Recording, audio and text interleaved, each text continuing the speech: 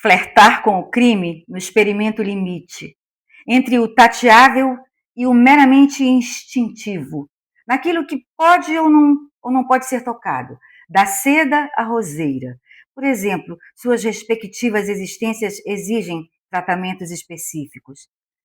Quando a monotonia dos centímetros será comparável à dor dos espinhos?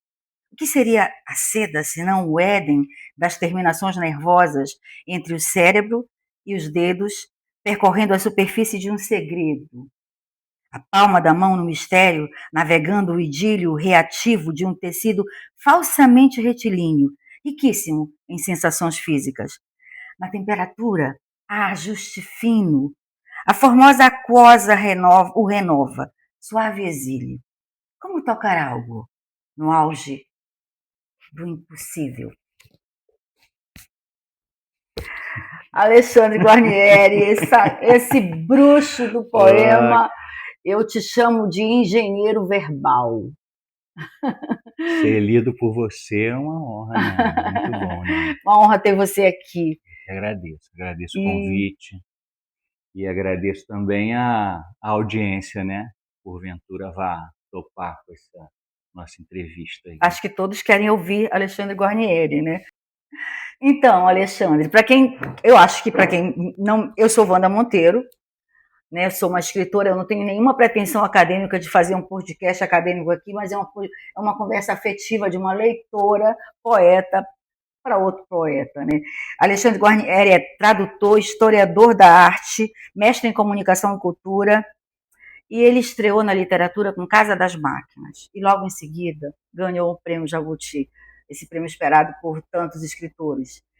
E foi seguindo essa trilha, que é uma trilha fecunda, e a gente vai conversar sobre isso. Fala pra gente aqui, como é que você está aqui comigo agora? Tá Feliz bem? pelo convite. Tô bem, assim, oportunidades para falar do trabalho são raras, né? Ainda mais com pessoas que a gente ama, que a gente gosta, que a gente quer bem. Então, obrigado pelo convite. E é falar sobre isso, Alexandre, porque as pessoas fazem muitos eventos para aquela panaceia de que o poema cura, o poema salva, e todo mundo fala só poema, mas não fala do fazer poético, não fala desse labor, né? E eu, para mim, eu já li muitos livros do Alexandre, acho que só faltou ler o Gravidade Zero, que é o que eu mais quero ver, porque eu sei que você trabalha o vazio e o tempo na sua não linearidade, né? O espaço-tempo. Alexandre não só é um bruxo do poema, mas é um engenheiro verbal. É um linguista pela própria excelência, né? Eu digo que o Alexandre faz uma espécie de dissecção da palavra poética para poder tecer o poema. Eu não sei se é isso, mas é essa a impressão que eu tenho. A impressão que eu tenho é que esse teu atributo de engenhosidade, que foi apresentado logo no primeiro livro, Casa das Máquinas, ele foi se aprofundando cada vez mais e mais, e eu estou diante de um buscador, de um cientista, de uma pessoa que faz da palavra uma ciência, né? Do poema uma ciência, na busca de uma singularidade. E me impressiona muito, porque eu, assim como tu, eu sou apaixonada pela compreensão do espaço-tempo, pelo mundo e por essa coisa que você faz com o poema, que é tirar o véu da realia e mostrar uma suposta realia que talvez seja a verdade que nós humanos e nossos sentidos não temos condição de compreender e captar. Fala disso pra gente, estou muito curiosa. É difícil. Eu sei. É uma viagem. Eu, de fato, não venho da. Eu tenho referências que são muito peculiares, né? Porque eu não sou um cara das letras, né? Não fiz letras. Minhas referências são muito das artes visuais, da história da arte, da ficção científica, Do da diálogo com a história em iconografia pop, quadrinho, né? e isso, com super-herói, gibi, rock and roll, então tudo Com isso esse aí, mundo de outras significâncias. sim, é que estão na fronteira, né? Porque eu acho que a poesia é uma experiência de fronteira, né? Com certeza. A gente não, tanto quanto as outras artes, né? Pode falar de pintura, de escultura, até onde você consegue até onde você consegue ir, né? Até onde você consegue chegar com aquelas ferramentas e aqueles elementos que você tem ali.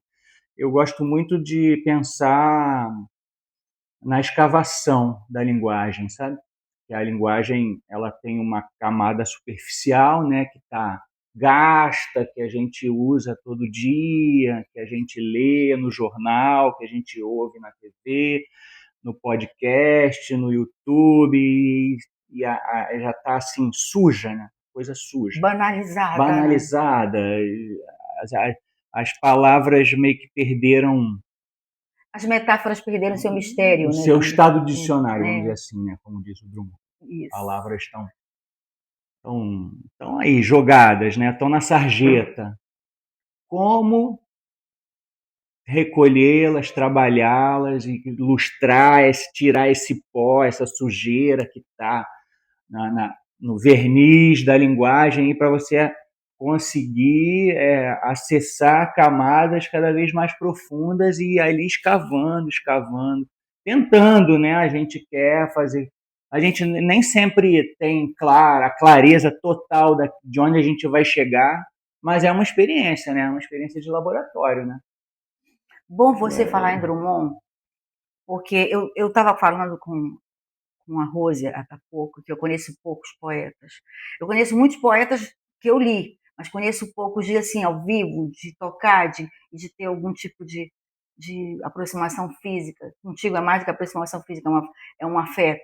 E o Drummond foi um desses poetas, e você foi outro poeta. Poeta que vive cotidianamente a poesia. Não aquele poeta que bissexto que senta eventualmente para fazer um livro de poema. Você costuma falar de significações, né? Eu acho que quando eu leio tua poesia, eu estou diante de um compêndio de significados, do próprio signo que você extrai disso. Eu acho que se o Drummond fosse vivo e tivesse na frente dele as condições que você tem hoje de estudo, de informações, talvez ele fizesse exatamente o que você fez, com Casa da Máquinas, com Tesla, com arsênico e querosene, porque ele também era essa pessoa extremamente curiosa e pesquisadora, né? Então eu vejo, além de ver o Cabral em você, eu vejo muito de Drummond.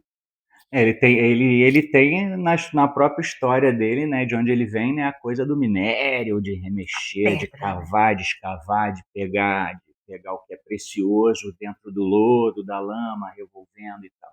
Mas assim, não sei, aí é mais demais para mim. Não é demais, gente, não é demais. Eu não faço elogios, eu sou rarissimamente de fazer elogios, mas eu estou diante de realmente um poeta.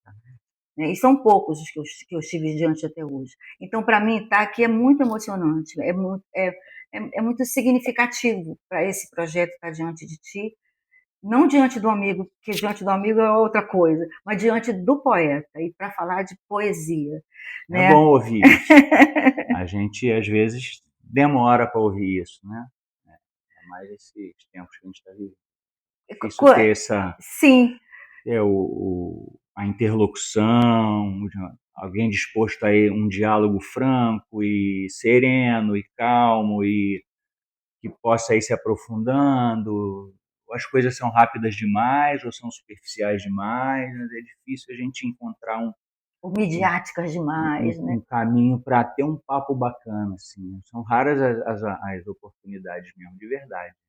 Então, ouvir coisas assim, você me falando, de uma poeta que eu respeito, que eu admiro, que eu também entendo. Nossos trabalhos são assim muito diferentes, mas tem algo que aproxima, que é a coisa de mergulhar, né? Sim, Na sim. linguagem, né? Mergulhar na linguagem. Querer E, se sujar mesmo de linguagem. isso. E sabe falar sobre isso?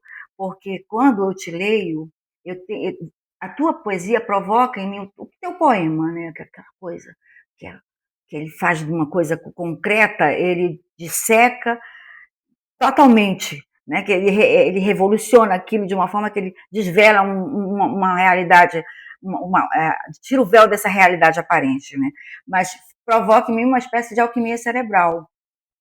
Isso eu acho que provoca nos outros. Talvez a maioria das pessoas que te leem, que conseguem te ler, porque não é fácil te ler. Diz para mim, me fala sobre essa tua mente matemática, de pesquisa, de labor, de prospecção. Como é que você faz isso com os livros? Como é que é a história dos livros?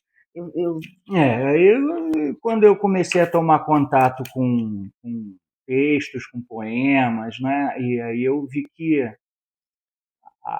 assim, algo começou a me interessar mais, um caminho começou a me parecer mais interessante que o outro caminho, e a gente vai tateando meio que instintivamente. No início a gente não sabe direito, né, do que a gente está à procura, é uma busca meio às cegas, mas aí as coisas vão se materializando. Acho que a materialidade do poema é muito cara para mim, muito importante para mim, porque para mim cada poema é uma coisa construída, né? Uma máquina cheia de engrenagens, ela tem que funcionar, tem que remexer, né?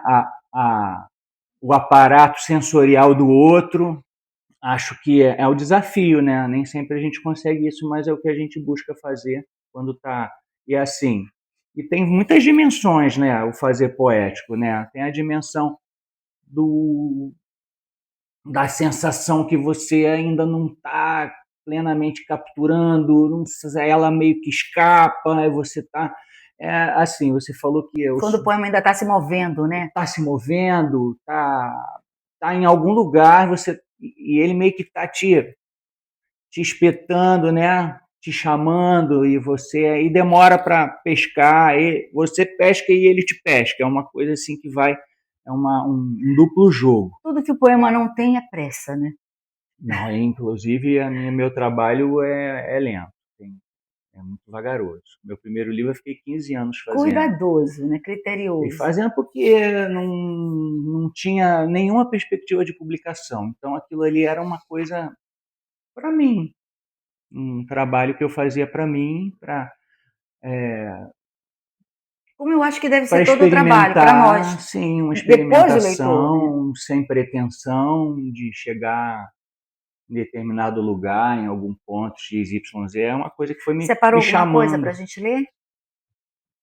Tem bastante a voz coisa do poeta, né, gente? A gente precisa ver o poema na voz do poeta. Eu vou ler esse aqui do Tesla, que é o meu mais recente, que chama Ponto Cego, e vai de encontro a algumas coisas que você já mencionou aí. Algo, fogo, fato, fictício, persigo o rastro que evade, quiçá o traço finalíssimo da dosagem do lítio no organismo, a substância do quase. E como o acólito das rondas, tento rodear pela sombra o comprimento de onda antes que se apague ou rompa em qualquer de suas pontas. Sempre me foge das córneas de cada pupila, me despista, furtivo lampejo fugidio, rasgando o limite visivo ou desvio de nível no líquido. A incipiência física de um brilho indefinido, por uma fração de segundo visível, o rompimento de um fusível, o finito lapso indefinível. Ainda assim tangencio o êxodo em si deste signo, algo falso, o antimício, mas se tento recusá-lo, me acossa o desejo antigo, o qual não desvencilho. O pé que escapa do estribo, a hora H em que trinca o vidro, o fendimento intempestivo, não o de um gesto repleto ou concluído, mas o resíduo. A página zero, a parte tímida, o inciso sensível de um todo indivisível, o livro, que, ao olho do leitor, faça bem-vindo o resquício do que ainda virá escrito. E esse é um convite para... É o primeiro poema do livro, é um convite para ler. Para explorar esse mundo, né? E o livro é ilustrado, né? Esse livro aqui é o Tesla. É o Nikola Tesla, entre o templo da estética e o castelo da técnica. Essa é a brincadeira. Eu ainda não consegui ler tudo, porque eu tenho que ler, aí eu faço minhas anotações, aí eu volto, porque é de uma complexidade e, ao mesmo tempo, de uma simplicidade ao dar mensagem, porque você pega a coisa que é complexa e você destrincha, e mostra, o que é muito simples, mas a gente precisa, como toda coisa, ter muita mergulho, muita paciência no que a gente está lendo, né? Então eu estou no meio ainda, mas sempre apaixonada, né? Acho que Eu acho que eu meu estou aqui, trabalho ó. pede mesmo.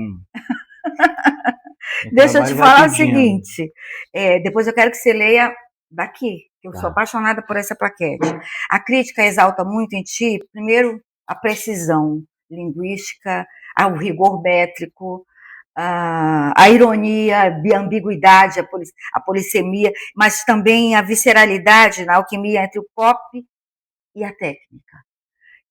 E como é que funciona? Você concorda com isso, com essa coisa da crítica? Como é que funciona isso? Essa coisa de vivificar o morto, mortificar o vivo e arrebentar com tudo, né? Para poder tirar esse véu das coisas. Não é totalmente. O caminho é mais ou menos por aí, mas assim, eu acho que você, quando define algo e fecha uma questão, aí você acaba fechando outras portas, né? Eu não saberia dizer se a minha poesia é isso ou aquilo, eu sei dizer que eu sinto. É uma coisa que você falou, de ser poeta em tempo integral, né?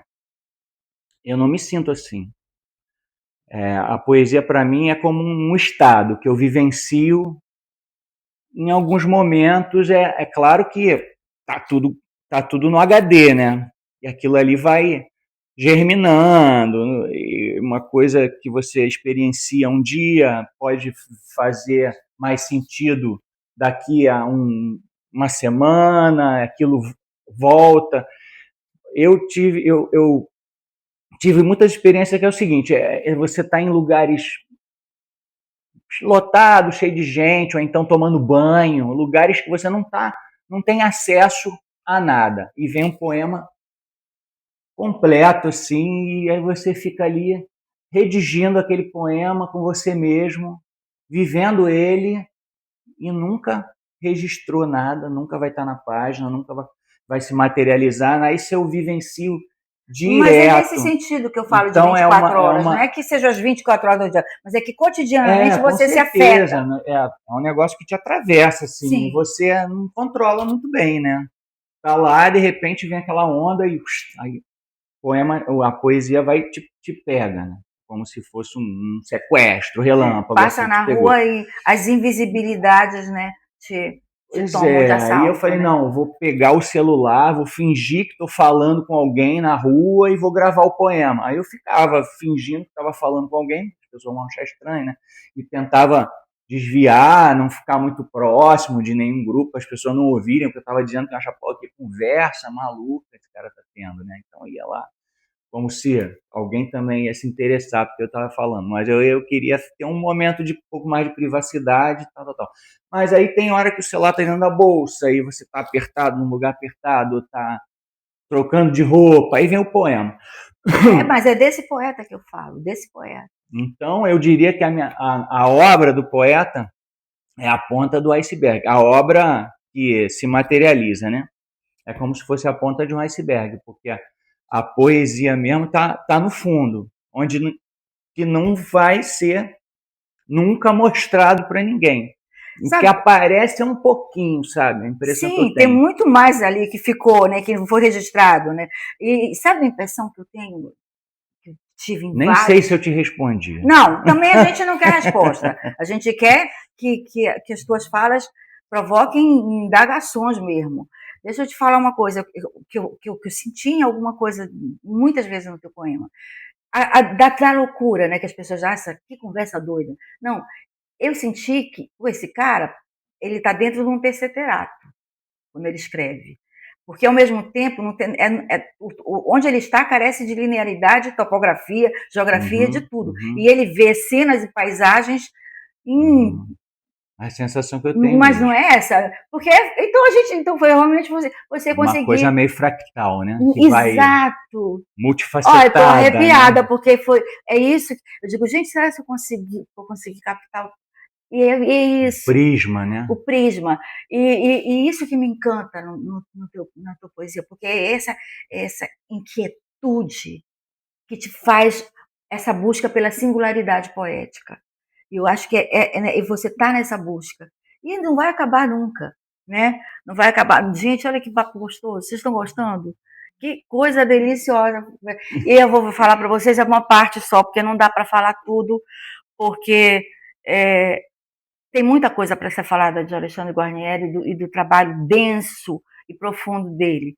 Mas eu vou pedir para ele ler um poema dessa plaquete, porque Cabralina tem uma musicalidade e leva a gente algum em especial que você queira? Não, posso escolher um. Pode escolher o que você gosta mais. Se bem que eu gosto de todos, mas assim, porque leva a gente para um mundo invisível, que é o mundo do sertão, que é um Brasil que poucos Brasis conhecem, né? Eu gosto desse aqui. Que ele tem uma especificidade visual, que ele é cheio de hífens, né? Os versos são entrecortados com muitos hífens. E chama Retirada. Num baile de tanto tiro, os hífens, sem melindre, vem balindo, retinindo beiço e bico, a víscera dos rifles, inda no salitre, insistindo. Me retiro por instinto, faço figa, não me fio. Me retiro para a grota do Angico e por lá fico. Que belo, que música. Você sabe que esse era para ser um projeto grandão, né? Grandão, do cangaço, né? Só poemas de cangaço. E em determinado momento eu achei que ele estava pronto. Vou ler esse aqui. Por favor. O labirinto de Creta fica agora no agreste, no crato, no carrasco, no cerrado. Seus muros são essas gretas onde a água mal penetra, decerto com mau ar, mau hábito. De tão áridas e secas são as novas cepas do medo, que só proliferam no ermo. Desenterrado dos adros do basalto, ali o Minotauro, caveira de chifres do sertão, tem outro nome. Chamam-no Fome. Alexandre Guarnieri para você, gente. E vai ter mais, hein? Vai ter mais. Olha, eu queria conversar muito, muito sobre cada livro. Eu vou terminar agora contigo, você me falando de o que você está fazendo agora, o que a gente espera de presente desses mundos que você desclassifica, descodifica. E eu não vou falar dessa palavra ressignificar, que perdeu todo o sentido e se tornou banal, mas que você surge com novos signos. Vou te falar uma coisa, Wanda, que eu venho fazendo. O que eu estou fazendo agora é o que eu venho fazendo há anos, né? Porque a minha gaveta é uma gaveta funda e ela é um buraco negro que cada vez vai ficando mais fundo e tem muitos projetos que vão caminhando em paralelo, sabe? Porque o livro nem sempre se faz livro, né? Então os poemas, a história de começar um livro é sempre um pouco misteriosa e aí vai se moldando conforme vai passando o tempo, como eu não tenho pressa, porque infelizmente não tiro muita grana desse labor. Nenhum de nós que eu conheça. Deixa eu te falar, você... E aí tem muita coisa rolando. Mas assim, tem um projeto porque é que nem corrida de cavalo, né? Vai cabeça, cabeça, cabeça, cabeça. Tem hora que um vai, o azarão lá de trás ele vai e passa na frente, como foi o caso desse cangaço aqui, dessa plaquete, passou na frente. O Tesla passou na frente. Tem um projeto que para mim tá pronto, mas quando eu vou lá olhar, eu falo, não tá pronto, aí não vai para frente. Aí eu vou lá olhar, mas é um projeto que eu tô muito ligado a ele. Mas tem agora um que eu acho que é o que vai sair, e seria um fechamento de uma trilogia iniciada com Casa das Máquinas, que tem 2 versões, né? Esse aqui é o Casa das Máquinas de 2011, e esse aqui é o novo da Patuá, que é uma edição comemorativa. Eu não sabia que já tinha saído, já saiu, né? Que tem fortuna crítica, que tem uma capa interna que maravilhosa. Olha esse projeto, que bacana. Lanterna maravilhosa. Esse mundo Guarnieri. Minha cabeça, lá dentro é tudo isso aqui, ó. Meus neurônios.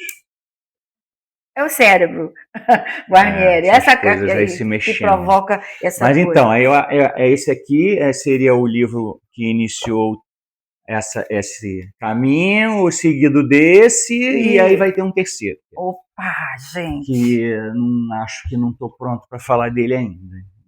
Sim, porque ele está se movendo. Ainda está se movendo. Eu quero que você escolha outra coisa para falar para a gente. Nada como uma voz do poeta. Do Sal do Leviatã, assim, eu tenho tão poucas oportunidades de ler esses poemas que quando você lê o primeiro, fiquei até me emocionei. É verdade, né? Como é que ela escolheu esse? Por que ela escolheu poemas que eu leio menos mesmo. Deixa eu ver um aqui, que é desse livro, que é um livro que visita os monstros marinhos, sim, as navegações, só o universo do mar. Que a gente conhece pouco, né? A gente acha que conhece o mar e as profundezas do mar, a gente não conhece nada. Como não conhece nada sobre o tempo, né? Não, lá quero ler um. Eu amei esse livro. E me inspirou a falar do mar nele. Esse aqui, ó, Mensagem. Uma garrafa aporta a praia, vazia, de certo espoliada do mesmo naufrágio de que ele próprio fora vítima. A sobrevivência árdua, a solidão da ilha, impregnam palavras na fibra, com a qual trabalha a tinta seu pedido de socorro em rimas, escrevendo este mesmo livro em pergaminho.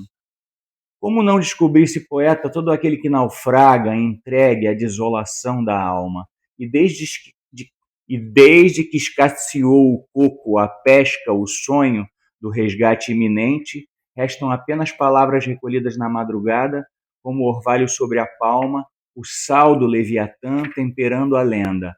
A garrafa é atirada na água, com a força que dobra o braço, quase até quebrá-lo, mas resiste em riste ao vê-la longe, o âmbar afastar-se das margens, o brilho verde do vidro ondulando na espuma branca.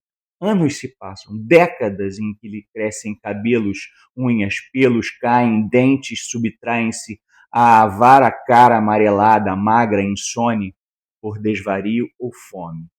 E como miragem, vinda do horizonte, não se sabe bem de onde, vem voltando lenta, a mesma garrafa, a mensagem ainda lacrada, incólume e seca, abraçada pelo vidro, protegido papiro, até rolar na areia, para perto de onde é possível vê-la e quase lê-lo dentro escrito, o grito silente, um livro inteiro grafado por desespero.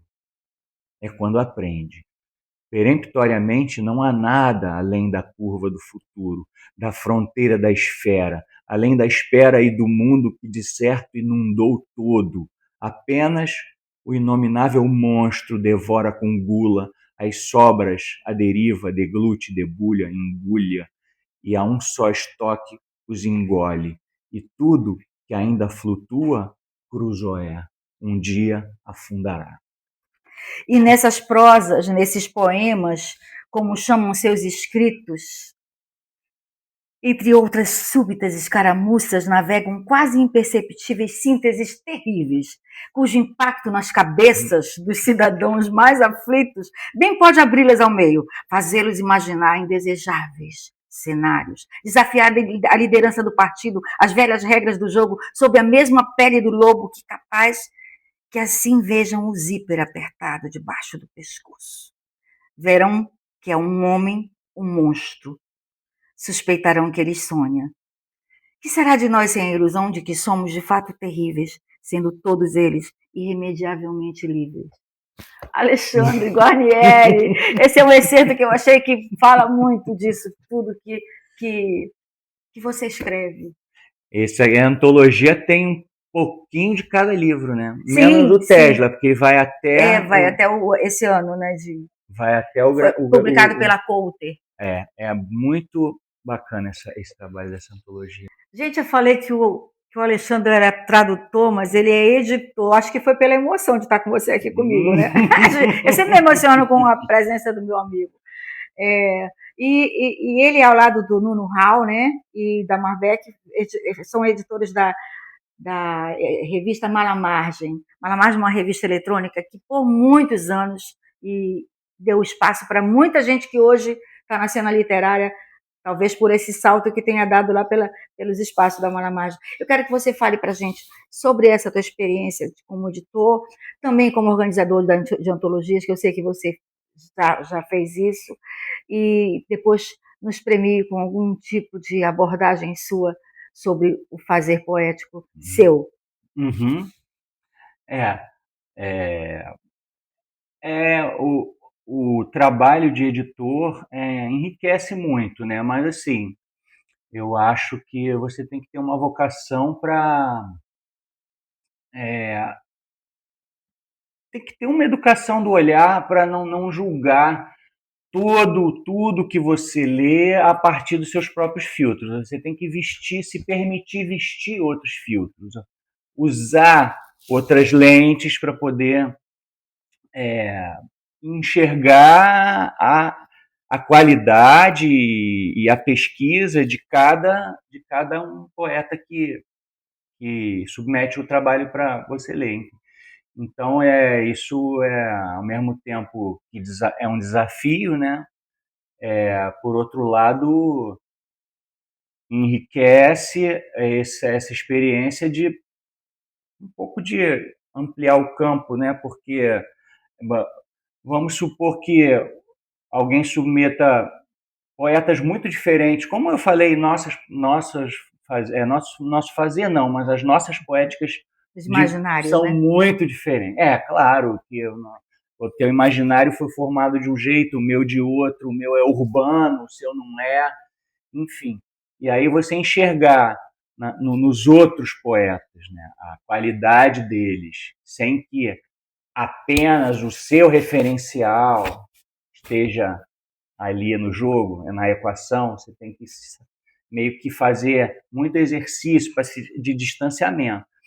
Não são todos os editores que conseguem, Sim. que sabe, que muitos não deveriam nem ser editores, não sei nem por que são editores, mas enfim, qualquer um pode fazer o que quiser, desde que tenha ali um respaldo, né? E foi assim que eu te conheci. Foi pedindo para ser publicado na Malamargem. Eu achei que ele nunca nem ia ler meu e-mail. Ele leu meu e-mail, me respondeu e me publicou há muitos anos atrás. Lembra disso? E eu disse, gente, será que ele vai ler, ele vai gostar? Ele teve essa generosidade, esse distanciamento de olhar para o meu trabalho. E eu já tinha sido publicado em outras revistas. Alexandre, eu sou muito grata a ti sempre pelos afetos que a gente tem na vida. Só para fazer um adendo, que a Malamargens está em pausa há algum tempo, mas temos planos de um grande retorno, uma grande retomada aí da revista, então aguardem. O Nuno está à frente disso e a gente vai voltar. Podem contar comigo. Alexandre, as pessoas falam muito do teu rigor técnico, do teu trabalho preciso, da tua profundidade, da tua pesquisa. Existe algum método de trabalho? Você também tem esse rigor com o teu fazer? Método? Sabe o que eu acho bacana? Que o pensamento é livre, né? As pessoas podem pensar e colar na gente os rótulos que bem entenderem. Pois é. Isso dá uma certa satisfação, uma certa segurança para elas. Mas se elas soubessem como é que eu trabalho, ia ser sabe? Porque esses dias, por exemplo, eu consegui finalmente vasculhar a minha casa em busca de caderninhos. Eu gosto de uns caderninhos assim, umas agendinhas, tipo isso. Às vezes sem a espiral, que eu prefiro, espalhado por tudo que era lugar. Eu falei, botei tudo junto num lugar, falei, tá tudo ali. Um belo dia eu paro, abro tudo, aí faço um arquivão. Tem tesouro nessas coisas. Né? Isso. E você, nossa, quando foi isso? De onde saiu isso? Meu querido, meu poeta, foi um prazer, foi uma emoção, né? A gente trabalha com, não é com fruição, a gente trabalha com fruição. Te Uhum. ler é isso, estar contigo é isso. E que bom que eu te tenho na minha vida e muito obrigada pela presença. E vai ter a segunda parte, gente. Já, o seu convite já está Já aceito. está aceito. Obrigada, Obrigado pelo Alexandre. convite. É sempre bom poder falar de poesia. Não sei se eu falei que você perguntou e se eu fui para outro lado. Às vezes é uma coisa que atravessa a outra, sabe? Então, porque é um campo muito vasto, né? E às vezes o processador ele dá uns, né? Mas agora podemos beber? Alexandre, obrigada.